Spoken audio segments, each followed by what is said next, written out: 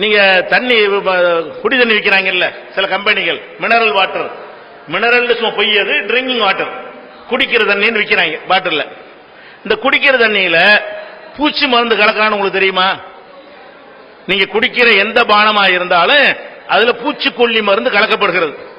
இனிப்பான ஸ்வீட்டான பானங்களா இருந்தாலும் சரி, சாதாரண தண்ணீராக இருந்தாலும் சரி. எதுக்கான இந்த பூச்சி மருந்தை கலக்கிறான், பூச்சிக்கொல்லி மருந்தை கலக்கிறான்னு கேட்டா நம்மளை சாவடிக்காத உடனேயே, ஆனா நமக்கு அறியாத வகையில சின்ன அளவுல கேடுகளை கொஞ்சம் கொஞ்சமா தந்து கொண்டே இருக்கும். எதுக்கு இந்த பூச்சிக்கொல்லி மருந்தை கலக்கிறான்னு கேட்டா, ஒரு கடையில சின்ன கடை இருக்கிறது, ஒரு 1000 பாட்டில் இறக்கி வைக்கிறான்.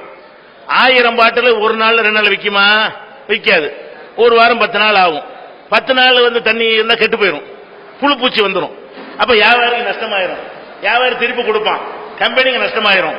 அதுக்காக என்ன பண்றாங்கன்னு கேட்டா, இந்த புழு பூச்சி வரக்கூடாதுங்கிறது தான் மருந்து. அதான் குடிச்சிட்டு இருக்கோம். அதான் ட்ரிங்கிங் வாட்டர். சுத்தமான வாட்டர் என்ன, கொதிக்க வச்சு வீட்டுல சுடு தண்ணி குடிச்சா பரவாயில்லை, அதுல எதுவுமே கிடையாது.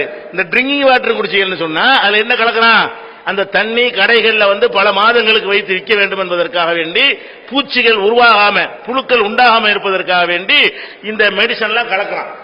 உலகம் பூரா இதை கலக்கிறான். இந்தியாவுல ஜாஸ்தி கலந்துடுறாங்க. அப்படின்னு சொல்லி ஒரு 8 ஆண்டுகளுக்கு முன்னாடி நாடாளுமன்றமே ஸ்தம்பிச்சு போச்சு.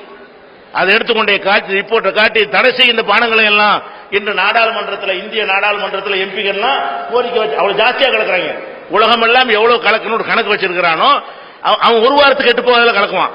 இவன் மாசக்கணக்கில் கெட்டு போகாத அளவுக்கு என்ன செய்யறான், விஷத்தை ஜாஸ்தியா கலந்து நம்ம குடி தண்ணீர்ங்கிற பேர்லையும் இனிப்பான பானங்கள்ங்கிற பேர்லையும் அதை நமக்கு தரமாகி குடிச்சிட்டு இருக்கிறோம். இயற்கையான உணவுகள் தான் நல்லது. இந்த மாதிரி பானங்கள்லாம் செயற்கையாக வைத்து நாள்பட கெட்டு போகாம இருக்கிறதுனால என்ன கலந்துட்டான்னு அர்த்தம். இதான் விஷயம். அது கெட்டு போற காலத்துல கெட்டு போகணும், அதான் சரியான உணவு.